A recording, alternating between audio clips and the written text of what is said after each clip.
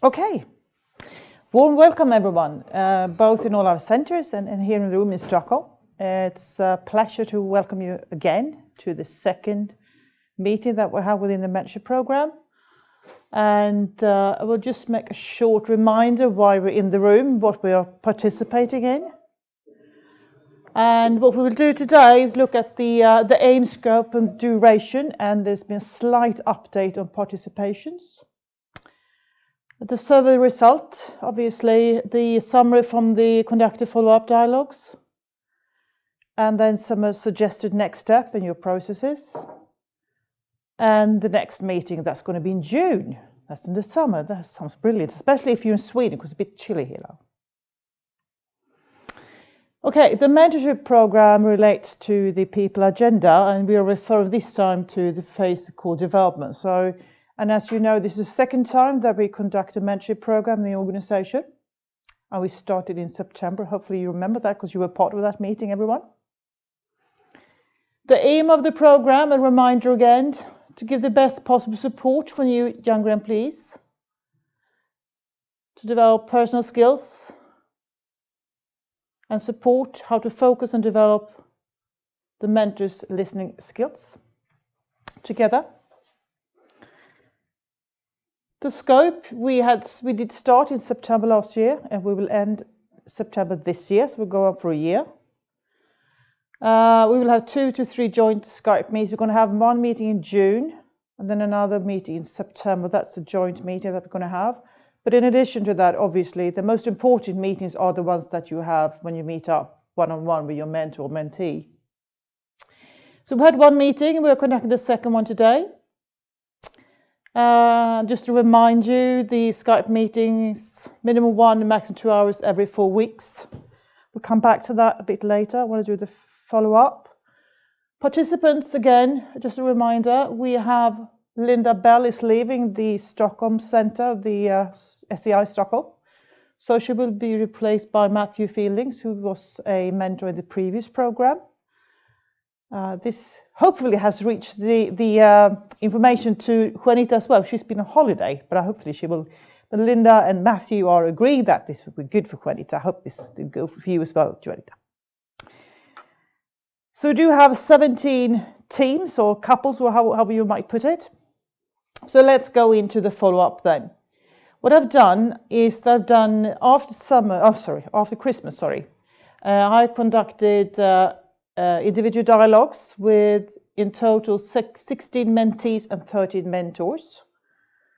Obviously, I've focused and have spent most of my time with the mentees because that's the main contribution that I can give. The mentors will have support additional as well, but I think the most important thing is to make sure that the mentees get started in a good way. Otherwise, it doesn't really matter if you're a good mentor if your mentee do not know how to utilize you. And the survey that I will present, the response rate is 70%, so that's very good. It's quite interesting when you do follow-ups though, because every time when I ask someone, how many meetings have you had? And everyone keeps saying to me, well, I had, and they say the number, and then we booked another one. So that's another way of kind of enhancing the frequency of the meetings to ask. Just a clarification then. What I will report back today is only quotations from the follow-ups that I've done. So it will not state who said what about whom, because obviously that's private and confidential. I will have only asked about the process. I have not asked about the content of the dialogues, because that's confidential. That's between the mentor and the mentee. So I just wanted to put that to the table one more time. The frequency, most couples or teams have had 3 meetings so far. And if you haven't had 3 meetings so far, you better speed it up because you should be there. You should have had at least 2 and up to 3 meetings, and you should plan for a 4th meeting now. And a reminder we discussed this quite a few of the mentees. So I just want to emphasize the importance that you book a new date before you end the ongoing dialogue that you have, to always set up a new date. Otherwise, you might lose yourself and you might lose this opportunity. The program is ongoing for a year, So make sure you prioritize yourself enough and make sure that the mentor can plan as well. So plan for an upcoming meeting that you're going to have. But obviously flexibility is important. But I mean, sometimes things happen, so that's okay. But at least you have something to change from. A note, as I said to quite a few of you that I'm in the follow-up, it's quite early in the process. We started in September, you've just started. And now is actually where the program sets off, is my experience, after 3 months approximately. You need to build a foundation of trust, of confidentiality, and getting to know each other first before you can really start to work together. And you should be there by now.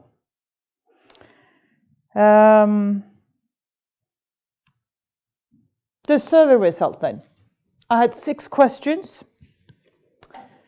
I asked whether the introduction was good or good enough, and it seems to have been quite good anyway, so very good and good, which I think is important. For me, it's important not just from a program perspective, it's also important because that's when we set the roles of the program, the mentees and the mentors, but the difference and how you should utilize each other, how you should work together. So for me, it's an extremely important question. I also asked about the matching with the mentors or the mentees, and overall everyone's very, very pleased. And I must say that to you, all your mentors, that I would say that all mentees are extremely pleased with your contribution this far. So you should really take that to heart. And if you are a mentee and haven't said that to your mentor and you believe that, please make sure that you say that to the next time you meet up. So good, always good to have some feedback. The third question, this question I will ask every time I do a survey. I ask about the use of time. And as I said before, this is the only way that I can actually follow the program, because you all have different sets of ambition, different sets of targets, depending where you are in your career and depending where you are in life, to be quite honest. So I will ask what you think about the spent time so far. And it seems to be very good or good. So that's extremely good for me to know. And then we have a question related to, I feel I get the time that I require from my mentor. 14 says yes and 1 says no. And since we only have, and I will come back to that later. It's very, very important that you actually discuss a lot about how should we work together, unless you haven't done it already. It's not good enough that someone said to me, I keep sending emails to my mentor and he or she do not respond. I will follow up that in 2 weeks' time. And if that mentor is not followed up, I'll be calling him or her. So just make sure, if you're part of the program, you have signed on to the program, and then I would like you to be active, obviously. If you don't want to be a part of the program, let me know, we can change. But it's not acceptable that you don't respond to emails. Not for 2 weeks, that's a bit harsh, I think. I feel my mentee requests time for me to the extent that I expected.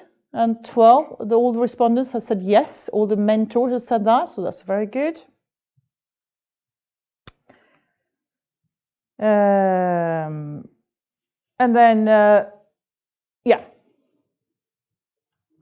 Let's go into the even more, what I think is even more exciting stuff, and that's the quotations from the follow-ups I've done so far. As I've said, I've had dialogue with 13 mentees so far, and I will not hold the last ones. I have done it already. So, one thing that quite a few of the mentees bring up is this quotation: I feel a pressure to come up with topics that might be of interest even for my mentor. I would say nearly the majority of the people I've had talks with, and I say this just to make sure that your mentors realizes this. This is the old saying about, why should I bring this up to my mentor? He or she might not even be interested, or it's too minor for him or her. But just skip that thought. I've said that to the ones I've been talking to. If you think it's important to discuss, it should be on the agenda.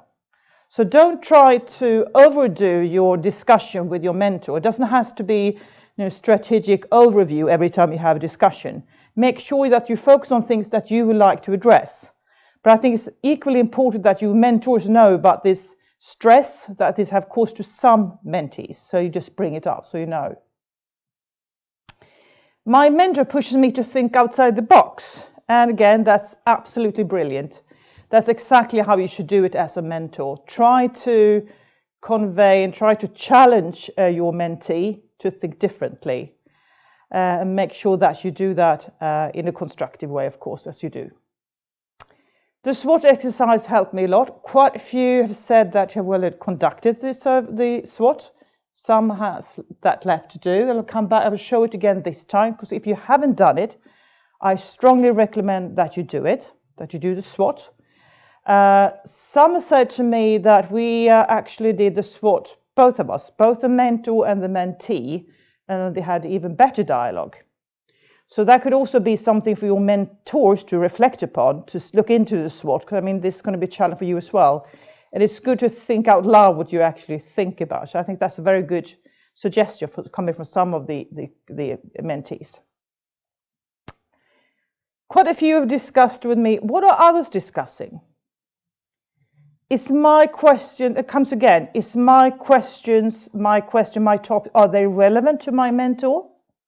Someone even asked me if I could ask his or her mentor if the topics were relevant, but I said I couldn't possibly do that. That's for you to do. It's your decision, it's your mentor. I'm not going to that. But I will bring up some topics that you can use and utilize in the next discussions. And obviously, all the slides that I showed today, I will send to you no later than tomorrow, so you will have them, so you can focus on tomorrow. I find it hard to prioritize this, and my mentor is not responding to my emails, and that's what I brought up before. If you feel that, if you kind of sense that that is you, I recommend you strongly that you respond to your mentee quite soon, within a week or so. Otherwise, you'll be having me on the line. And I do want to emphasize this. You have been given this opportunity from an organization perspective to develop your skills and your competencies together with the senior. So it's very important that you invest the time, that you prioritize the time to actually invest in the program. So this is not just something that you go into and then you kind of get out in September. Utilize the time, make sure that you utilize your mentor as much as you can. And I know they're eager to support you. I've started to ask myself questions that are new to me. Great support from my mentor. This is something that came up quite a few of the mentees already, which I think is very, very good. We talk a lot about reflection in the previous meeting, and quite a few has brought up the question of reflection, and especially I would say the mentors have brought up the reflection time. And this is excellent, just to create and support a process where you start asking yourself questions that you haven't asked yourself before, or for a long time maybe. That's a very good thing to do. Someone asked me, what happens after one hour meeting? Do I go on for another 30 minutes or do I leave? Because I did say approximate 1.5 or 2 hours, depending on the topic. But I mean, if you're done in 1 hour, don't push it. I mean, if you're done in one, it's not. I will not come after you and say, have you had long enough meetings? The most important is what you discuss and that you invest the time when you do have the discussion. So it's not a question about making me happy sitting down for 2 hours with someone. If you just need 1.5 hours or just need 1 hour, fine. You might need 2 hours next time. So don't stress yourself. And if you kind of ending the discussions in a good way, do that. Don't stay on for another 30 minutes just to keep time to go. I would like to be more challenged. Some of the mentees have said this to me. When I ask them questions like, do you sense that your mentor is challenging you? Some look a bit surprised and they say, well, maybe not. But I think it's important then, if you want to be challenged, let your mentor know. Because it needs to be crystal clear that you want to be challenged. It is not that easy to challenge someone that you just met and just maybe had 2 or 3 meetings with. But I mean, discuss, how would you like to be challenged? Because I mean, you can always sit down and discuss, the how part in every discussion. But that's also is going to entail lots of discussion, lots of preparation work from you as well in order to bring up the right topics. But I think to be positively challenged is a very good thing to use the mentorship program for. I have the best mentor ever. As quite a few said that, so I think I'm very, very happy with that, and I'm extremely happy and pleased about the mentors that we have, and quite a few of the mentees have stated to me that they're really pleased about their mentors. So that's excellent. Great opportunity for us younger and newly recruited employees. Will there be another program, and lots of the questions. And yes, this is the second time we do the program, so it's most likely we'll do another one in a year's time, but let's finalize this one first. It's great to be able to have a dialogue without having to deliver anything or to prepare. It gives me time to reflect. This has actually come up both for mentors and mentees. However, it's the biggest challenge you have to discuss your career or your personal ambitions. So it is tough, but it's excellent that you have given yourself the time to reflect. Very interesting to get to know how work is done in other centers. Also something that quite a few brings up, and they say even though it works differently, it's very interesting and very informative to get to know other centers, how they work with projects and how they follow projects, how they work with feedback process, things like that. So that's another good thing with the program. I have underestimated the impact when someone really listens and understands. It's a bit of a sad comment, I would say, as well. That you kind of forgotten what it's like to just sit down and discuss and talk to someone. You don't always have to have a piece of paper with you and take notes. You can just sit down and discuss. And I think it's so important for balancing life, for example, to allow yourself to do this. My mentor is great, humble and very experienced. So that's excellent. It is great to be able to have a dialogue without having to deliver anything or to prepare. It gives me time to reflect. Again, comes back. Another sentence one more time. Skype is a challenge, but we manage.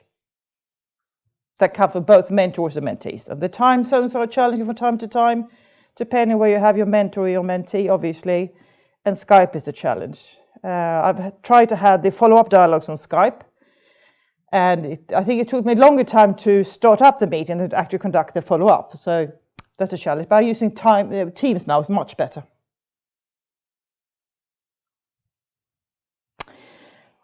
Okay, let's go to the mentors then. I've also conducted follow-up dialogues with the mentors, and obviously those dialogues have been shorter in time due to the fact I want to focus on the mentees. Really positive about the whole experience so far. Proud to be a mentor. How may I bring up the question of SWOT? And the SWOT is this thing I showed you last time. I will show you again this time. This mentor said to me, I think that could be, that this person was a mentor in the previous program as well and used the SWOT then. And she thought it was a very good instrument, very good tool to use. But I said, why don't you just say so? So it's not forbidden for a mentor to bring up topics or suggestions. It's not that you just sit down and just listen. You can also add, obviously. So if you think that if you've been working with SWOT before, in the previous program, for example, and your mentee has not brought it up, do bring it up. And if you haven't done it, it's a fruitful thing to do. Can we have some more tools or topics and that I will provide you with today? Is my mentee really committed? And that goes both ways, both through the mentor that did not respond to the emails that I was saying before. But it's very important, if you're a part of the program, don't spend other people's time if you don't want to be in the program. It's absolutely fine to say I want to leave, but do that and be honest about it. But I do not think that this person wants to leave. I think it's just a question about how do you know that, and I actually said that to this mentee, how do you know that someone is committed or not? And we had a very good discussion regarding that. How do you actually secure that someone is committed? Is it due to the fact that you sense that, or have you asked? Or I think maybe it's better to just ask straight out.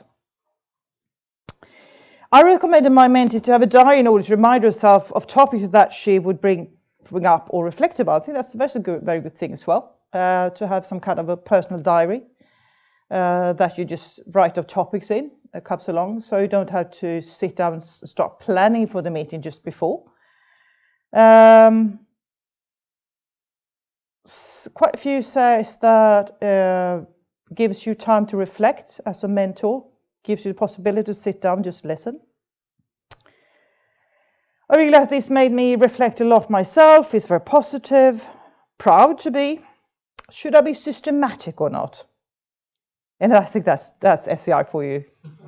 That's the research for you. I think that's fantastic. I do love that sentence. Should I be systematic or not? You should be there. Just focus on presence. Be here, now, today. So don't think about what you should add. Just reflect, sit down and listen. I think that's a very good exercise for quite a few seniors, including myself, to just sit down and just listen. So don't push yourself to find ways of being systematic. What is expected from me as a mentor? I said that is really something that you should ask your mentee about. I have presented what the mentorship role is, but the expectation obviously comes from your mentee. So that is something that you need to bring up. And if you haven't discussed this with your mentor, it's time to do that, obviously. There's a challenge in different time zones, but we managed okay. So obviously I know, I mean, if you have your mentor or mentee in the US and you work in other time zones, is a challenge. I know that. I was trying to do the matching as best as I could, but I really wanted to make sure that all the centers were part of the program. So there you go. Okay, so that's the summary of what's happened so far. So what I'll do now is give you some heads up or suggestion of topics that you can use for the future. And again, I just said that to Ian before we started. Ian, who's kind enough to do this work together with us to make sure that everyone can see it afterwards. You know, I was planned for a 2-hour meeting, and I never keep you for 2 hours. I think it's important to keep that time, the extra time that you hopefully get some time on your own to reflect. Go for a walk or just reflect, have a cup of coffee. So even though I book 2 hours, I do it out of concern of you, because I do think that you need to reflect a bit more. So it's not that I don't have topics now, because I could be standing here to 7 o'clock tonight. That I will be on my own in here then. Okay, the next step then. If you have now started, you have obviously been in a dialogue. Hopefully we had approximately 3 meetings anyway. What could you start to discuss now? So some suggestions, and again, you decide which one you will choose. This is just a smorgasbord, if I may say so. So just pick and choose whatever you like to do, or you might have already started on something else. This is just an input for your reflection to enhance the process. If you haven't, as a mentee, shared your application, I urge you to do that. That's voluntarily, of course. I just want to remind everyone that I did not forward your application to your mentor, so they don't know that. And if you want to share it, there could be good discussion points in that, because that was what you stated just after summer last year. So it could be relevant for them to take in. I have not forwarded. I just want to remind everyone about that. Be clear if you want your mentor to challenge you. It needs to be crystal clear. It's very important, especially since we've just been discussing now and having a dialogue for a bit more than 3 months now. It's very important that you say, I want you to be dead honest to me. I want you to give me real solid feedback. I want you to challenge me in all kinds of ways. And it's about time that if you haven't done that, you should start doing this now, to ask why and how. Work or discuss the SWOT, and I will go through it swiftly today. Just a quick reminder today, if you haven't used it. Discuss your values in life. Are they your values or your wishes?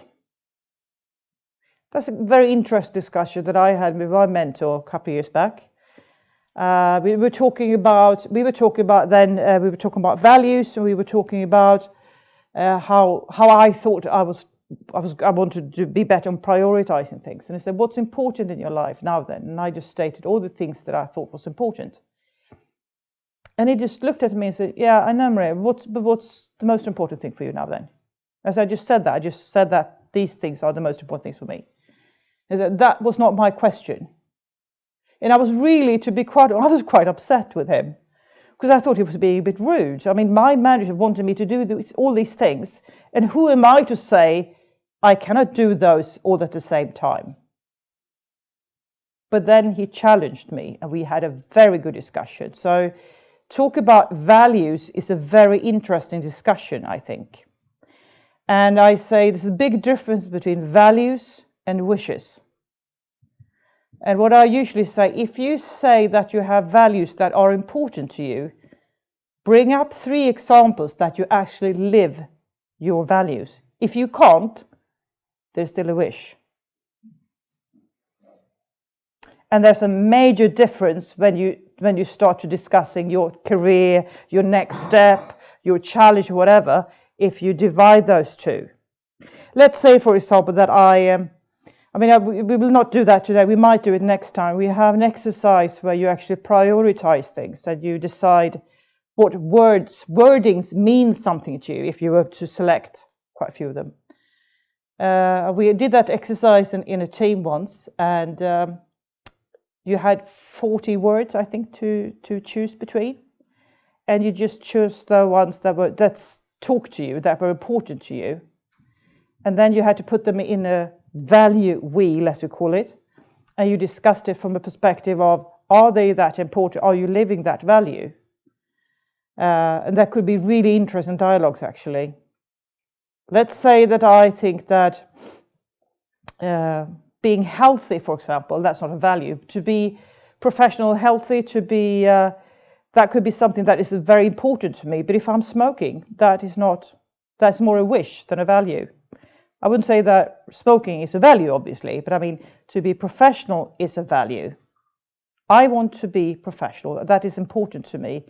How would you say to someone that you live that value? How can you describe that to yourself, that you're living the value and not having it as a wish? What is important in your life? What is your driving? What is your motivator? And why is that important?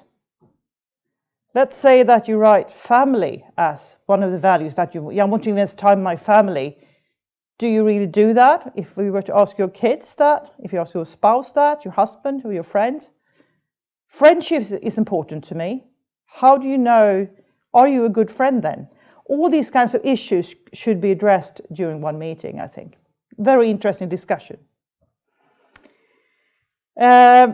Discuss who is your role model and why. Who's your role model in life? And why is that the role model? You could also discuss things like who's the best leader that you have ever had. You might not even have had that, because when I got that question, I actually said Nelson Mandela. And obviously, I've never been working for Nelson Mandela. I will never work for him either. But the question was, why is he a role model for me?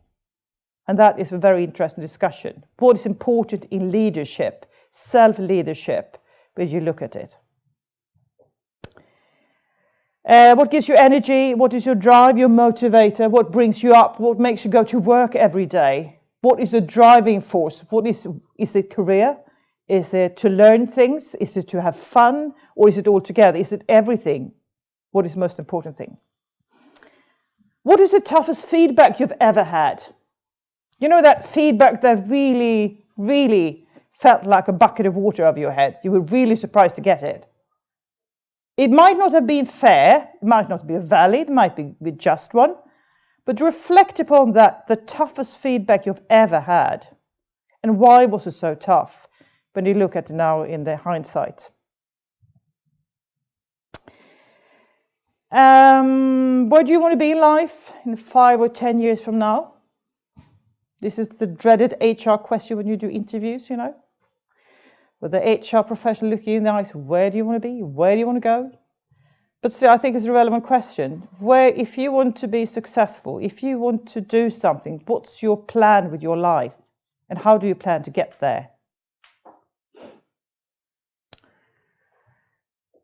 Discuss comfort, stretch and stress zone. That's a very interesting discussion as well. I think that's something that you can spend some time with actually.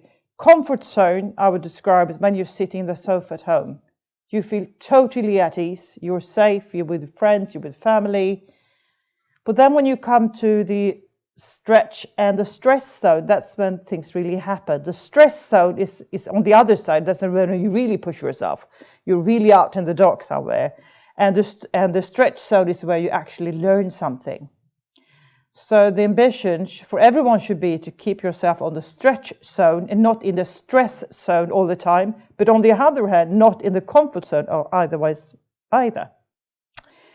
So that's where you really learn about yourself. And how do you make sure, where is your stretch zone? Is it a specific topic, specific person, specific project? What is it? What is it that brings you to the stress zone? And how can you make sure you go back to the stretch zone? What is pulling you forward and backwards there? Develop your SMART targets. SMART targets is something that we work with in SEI a couple of years back.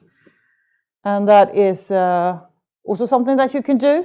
And that could be a good preparation for your development talks, dialogues, performance dialogues. By 2024, I will have done what, resulting in what, by, and so you can work with that as a preparation for your development dialogue as well. The last one, if you want to stay more to the professional, talk about project, the most difficult project that you had to deliver or participate so far. And this could also be a very nice reflection for the mentors as well, I think. What was the objective? How did you plan? How were you invited? Quite a few of us have quite a few projects at the same time. How do you prioritize? How do you make sure that you have competence in order to deliver correctly? If you do not have that competence or not all that is needed, how do you make sure that you get it? And last but not least, did you get any feedback and did it develop you at all? And why weren't they given any feedback? And what was the feedback like? What did you learn? What is the biggest learning from that project that you were thinking about?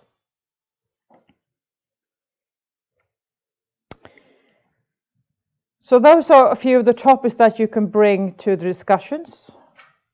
And hopefully I've not messed up your brain, but I mean I've given you something to thought about, food for thought. Just a reminder, if you haven't done the SWOT, these are the questions that is related to the SWOT. And I went through this last time, so I won't spend time going through it again. I will be in the presentation that I will send out tomorrow as well, the same.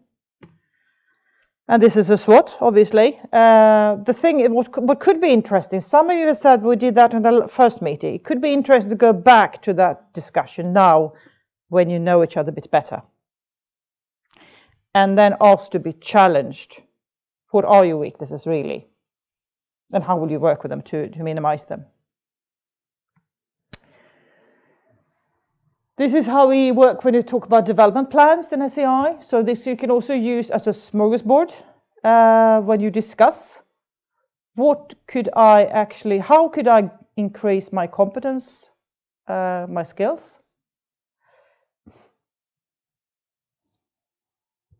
Planned stretch assignments, international assignments, internal external exposure, act as mentor, internal trainer. Because it doesn't matter how you look at it. What you see is that the best training is on-the-job training. So you can use this as a smorgasbord, how you can develop your skills and how you can challenge your skills and how you can develop yourself further. So you can use this as well. I would add this as well. This is, I think, is quite fantastic. I know if you have the time to read other things than work-related things, I really recommend this book. Benjamin Sandler, he is an English conductor. He has written a book called The Art of Possibility. He is also a lecturer in the university, And he says, I give all my students an A when they arrive the first day. I event them as A students, they quickly assume the mantle. And I think that's a very, very interesting way of look at people. He said, when all my students comes into the room and they're a bit hesitant to come in, and he's this great conductor and everything, and come to the university, and he's saying to the first thing is that, welcome, you're all passed, you're big A's, all of you. And they just look at me and they don't really understand what I'm saying. But then you have to prove me wrong. I do believe in you so much, I will give you an A, and you have to prove me wrong that you're not the big A student, which I think is a different way of thinking about competence and possibilities. And this book is really, really interesting. So I'd really recommend you to read it and discuss it.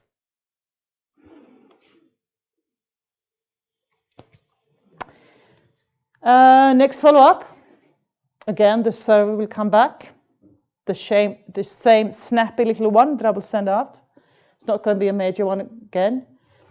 I will do the follow-up individuals. Again, I will focus on the process, but then I will go a bit deeper into the process, obviously, because I think you have taken one more steps towards the next work, and that will be in May. And the theme for next time, because next time we'll have a theme and we'll have more of a presentation. This time I focused on the work that you do together and topics that you can address. Next time we're going to have a topic, and the topic is going to be feedback.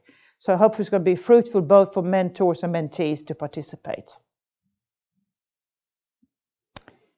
There you go. Any questions, any reflections?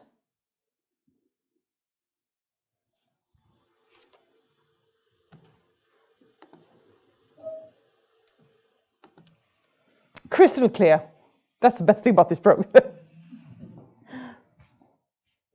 But if you have any questions or queries or reflections, do come back to me, send me an email or set up a meeting. I'll be glad to discuss with you.